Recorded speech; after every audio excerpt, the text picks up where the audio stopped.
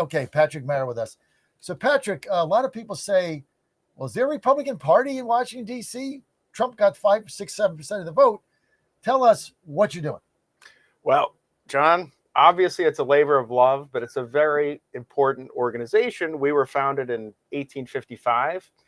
We're actually a state party, which is not a political statement. We don't support DC statehood, but we're one of the original state parties at the RNC. Frederick Douglass was a precinct captain of the DC Republican Party. We have 3 RNC members. I'm one of those people, and we sent 19 delegates and 16 alternates to the Republican National Convention. 19 so delegates. We're part of that process as well. Real voting delegates. So while we're similar to the territories, and the territories also send delegates, but we also get to vote in the general election, whereas the territories do not. So the territories just merely send the delegates, etc. But look, we have a uniquely local function as well. Which is why, given the public safety situation here in D.C., we are very grateful for President Trump because, this is a situation primarily self-inflicted by the D.C. Council. In the wake of George Floyd, they pulled back in the number of officers. They were vocally expressing their will and need, and then they did defund the police. So they actively, and this is all publicly even written online, that they were looking to reduce the number of police officers in the District of Columbia. We have an individual, she might run for mayor, Janice Lewis George, who actually believes that violence interrupters can replace police. And she has said this many times. What does she call them? Violence interrupters. The hell is that? What you're going to love about that, too, is that we actually have violence interrupters in the last couple of years who have shot each other. So we have people who are paid with public money to, we don't know what they do, but to interrupt violence, I suppose. And they literally shot and killed each other. And their whole goal is to interrupt violence. This is the universe. This is like the Mamdani universe that wants to, send social workers in. Like, oh, there's a domestic dispute. And let's send a social worker. It's like, no, you need police officers. You need lots of police officers, and we're way below where we were 10 years ago. We're at least 800 officers down. So we need to add like 1,000 officers. We need to 1,000, right? Because what happens is even as you add the officers, you have attrition, and this is like, given the way that Democrats, the liberal media, progressives treat officers, this is not the most popular time to be a police officer. So the people we need to be attracting, inner city African Americans who live in those neighborhoods to become police officers. But the liberal media, the Democrats, say it's bad to be a police officer. And so exactly what we should be doing, we're not doing. And so we need to double our efforts when it comes to police recruitment and retention. It's incredible. But without President Trump and what he did, I mean, he definitely shined a light on this. And you even have Mayor Bowser, who, to her credit, said, thank you, President Trump, this is working. So the surge, the public safety surge, the National Guard, it was working. And it continues to work. And we need to keep them here because I think that she said she's going to extend it through January, I think the end of January. Yeah. And then what? We don't know whether Bowser runs for re-election or not, yeah. What Janice Lewis George is going to do, who's basically a communist.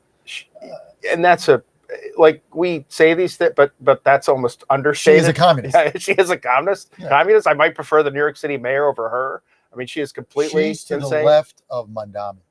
That is incredible. Yeah, I mean, she is have here. Unbelievably bad. She has skated through this. This is kind of one of the issues we have. The DC Council, it's only 13 people. They have a $22 billion plus budget, which per capita spending is more than any state, if we were a state, except for Alaska. So our budget is like, I live in the district, and now Ann wants to. I told her last night because we're saying, well, she's like, well, I want to retire here, assuming we get a Republican administration in 28. That's how much she loves it here. Mm-hmm. So we have a $22 billion budget. Yeah, it's our per capita spending is off the charts. And so because we've been focused so long on public safety, we've been focused for so long on education, which are parental choice, school choice, and education, which is obviously extremely important. But I mean, we were trying to stay alive for the last 5 years. I mean, literally, I have friends, our former general counsel And the Republican on the Board of Elections, Mike Gill, former Trump administration appointee from the previous Trump administration, he was car-jacked and murdered during the daylight, picking his wife up at K Street, just a couple blocks from where we're sitting now, in broad daylight. And so this is the issue here with public safety, is that it has really trickled over into the tourist areas, into the business districts, into places where middle and upper middle class people live, regardless of where you are in the city. And as it turns out, and as it is in most urban areas, look, in a lot of cases, it wasn't the case with Mike Gill, but it's black on black crime.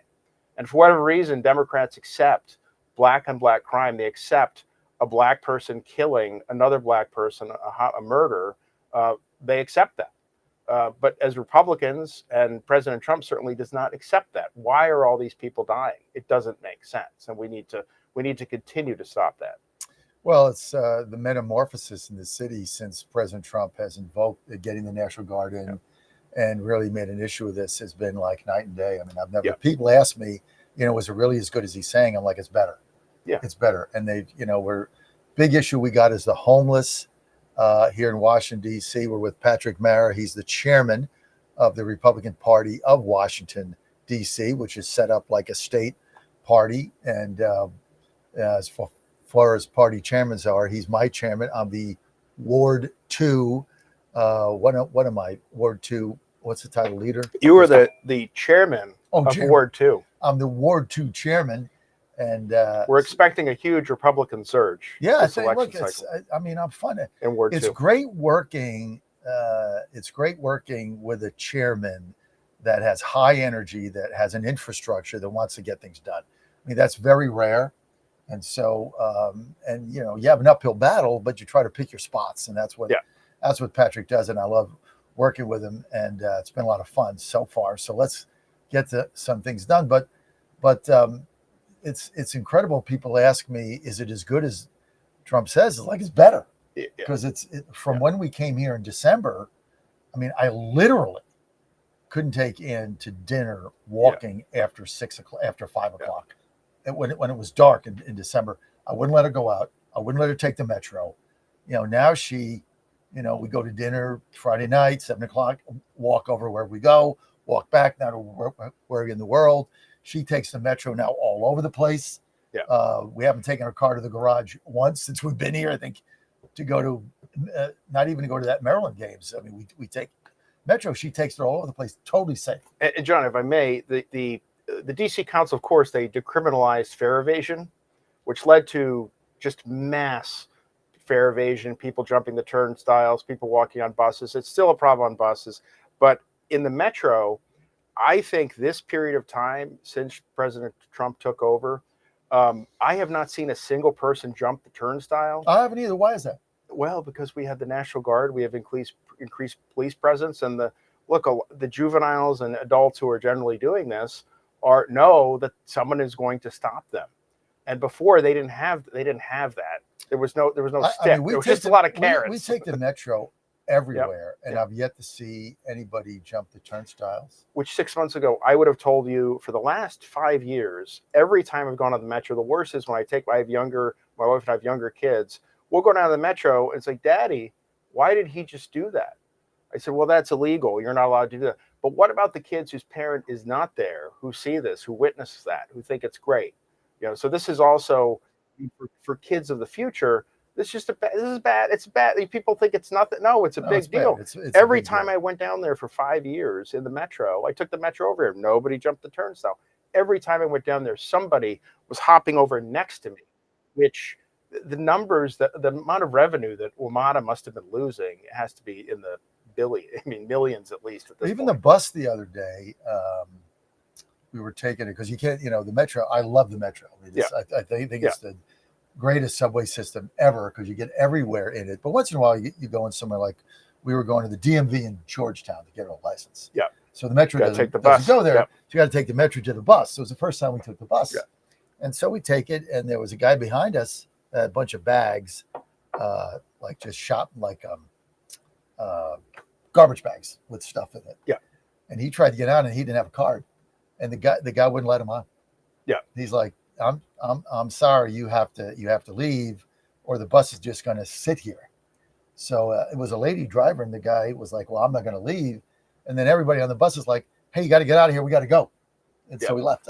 Yeah, buses do remain a problem, though. But see, the President Trump didn't have he had the metro covered, but not the buses, Right. which I certainly don't. It's very difficult to cover all the buses.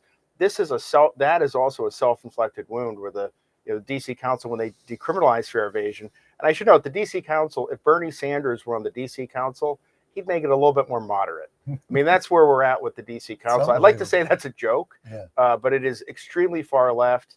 And they just don't, they just don't give an inch. They don't care. They don't care. Whatever the progressive ideology is, that's where most of the DC Council is. Well, finally, we're cleaning it up, and it's a beautiful thing, no doubt about it. You're on the John Fredericks Media Network. We're chatting here live in studio with Patrick Mara. Patrick is the chairman of the Republican Party of the District of Columbia, the DC GOP, as we call it. It's a real party, and they do real things. And so don't make fun of us because we work real hard. And now, what did Trump get here? 5% of the vote, 7%? Between 5, it's actually quite, because the increase in vote that President Trump received, we're the largest increase since 2016. So the largest percentage increase. I think we were up by 50% since 2016. So what did he get in 2024? It was approximately 6%. It was between 5 and 6%. So he got 6%. So he went from 3 to 6. I like to average up. In this case, I like to average up. 3 to 6. That's pretty good. Yeah. Hey, we're on the move. And look, I got to be honest though. Given the policies that he's implemented, he would get a lot more votes. He would get a slew more votes now. I think so.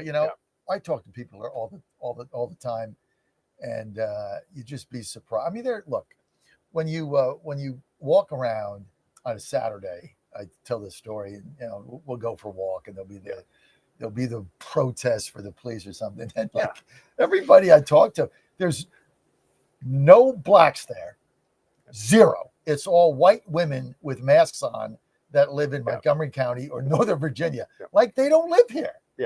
If you live here, like you want to be safe, you want to take your kids out, you don't want to get your car jacked, you want to go to a park. Now, what are we going to do here with the park? So, believe it or not, President Trump has reduced the homeless situation significantly, which I know because you're newer, so you see but it is with using Department of Interior, the Park Police, Department of the Interior, the Park Police, other federal resources he has, because previously we had this. We have what I call poverty pimps here, these progressive groups that loved all these homeless people. And they had really, I'm a den leader in my kids' Cub Scout pack. And that's so nice. It is. I say this for a reason. Some of the tents these homeless people had were like Everest quality. They literally they could survive on Everest. These were so nice. I mean, it was like, can I have your tent after you're done? It was so nice. Or Marmot and all these wonderful brands. But the Democrats accepted. They like to look at these fields and under bridges of all these homeless people. In fact, they used to bring out plastic urinals, water, the water in glass. Well, because I think they like to showcase the homeless problem, but. Right, John, if this was your friend or family member, would you allow them to be there? No. So you would get them off the streets, so where get did they help. go when they got them off the street? So, like at McPherson Park, when I went there in December, you look out the window, there was 70 tents, 75 tents. I mean, it was no park. It was a homeless park. Drug dealers. I mean, people defecate. It's awful. I mean, you can't even say it on the radio. Just right in the middle of the street. People just drop their pants, take a dump, pull up their pants, and go back in the park, and the dump would be sitting there. And that's what they do. I mean, that's what they do. But now, there's a few homeless people on a bench here and there. Where'd they go? Because there were 70 of them when I first got here. So with the city has just an infinite amount of wraparound services, and so they can get them off the streets. Where do they put them? So what they do is many need alcohol treatment, drug treatment. There's permanent supportive housing. There's temporary supportive housing. There are a lot of groups in DC. Some are pretty good, so they don't want tent encampments of people. And so there are groups, so others might eat, where they take them off the streets. They train them. They train them skills so they can get a job and work, and the things that Republicans believe, like teach a man to fish as opposed to just keep throwing the fish at the man. And that's, look, I mean, President Trump has done yeoman's work there too, because he just did not accept that we should have these tent encampments. And again, I go back to the DC Council, very accepting of just it's like they're watering the grass or something. Like, oh, let's bring them more food, let's bring them plastic urinals, and who knows the crime that was going on in those situations too, as well. So, but thanks go there to So President the Trump. libtards like the homeless because they can show that they're helping the homeless or something. Like it's like some kind of a sick thing they got going. It is. It took me a while to figure this out, because it just, again, if it's your friend or family member, even someone you know as an acquaintance, You don't want to be you'd homeless. say, "Excuse me, hey buddy, let's get you some help. Let's get you off the streets." And that's what should be done there, because it does nothing to have this person living there. You are always going to have a couple people that are just keep wanting to go back out, but that generally is not the case if they get the help that they need. Incredible. You're on the John Fredericks Media Network. Patrick Meyer with us, Chairman DC GOP.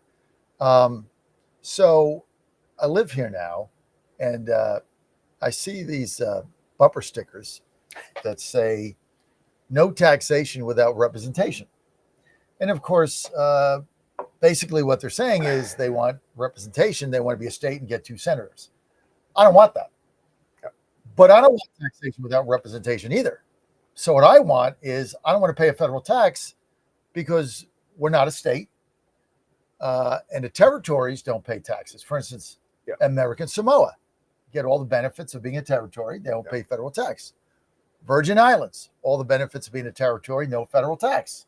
Puerto Rico, all the benefits of statehood, but no federal tax. We have all the benefits of statehood, but we're a territory, essentially. Yeah. So why are we paying a federal tax? John, I couldn't agree with you more. And we need to get rid of it. So there has been legislation introduced in previous Congresses that address this issue. And so what the legislation does, it outlines the situation in the territories. And if we don't have a vote in Congress, or obviously we don't have 2 senators, but we are American citizens, then it's a way to solve this issue. And quite frankly, in terms of cleaning up the city, encouraging development, encouraging tourism, no federal taxes would certainly expedite that process. Well, it would also help more people. It would be a reason for people to move here. People to move here, but also what people have to understand, there's not a bunch of most of the citizens who live here that your viewers may see as African American, which is correct. Most of those people are middle class, right? And so this would also benefit the strong middle class. That's more money in your pocket. I mean, that's right. We should be paying. They got enough taxes. We shouldn't be paying federal taxes. So I'm not for that. Yeah. No taxation without representation. No federal tax in DC. We're all for that. We're all over it. You want to talk to me and Patrick? 888-480-JOHN. 888-480-5646. And we're going to take a quick break. When we get back, Patrick lives here in DC in the district with me, but we're both appalled by what is going on in Virginia with this power grab. And being that we're right over the bridge or the tunnel or whatever you want to say it is, Metro, we got to fight this. And I'm determined to fight it. And I'm going to enlist Patrick's help here to do that. We got to defeat this in this referendum in April. The power grab of the communists in Virginia is egregious. It's obscene. It's beyond the pale. It's gerrymandering like has never been done before. But this is what they're going to do in order to maintain power. They're going to the Republicans are trying to defeat it legally. Guess what? It'll all fail. It's going to go to a referendum in April. And right now, we're defenseless. It's like the Maginot Line. There's nothing there. Patrick and I will be right back. Stay with us with your calls. 888-480-JOHN. We'll be right back. Why do you core in the house? Stay with us.